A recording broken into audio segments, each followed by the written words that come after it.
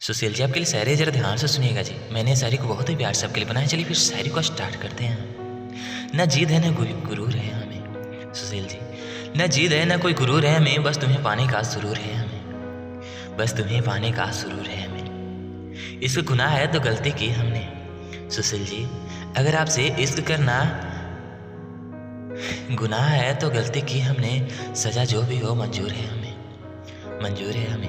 फिर भी आपसे मोहब्बत करना नहीं छोड़ेंगे, क्योंकि आपसे बहुत प्यार करते हैं सुशील जी।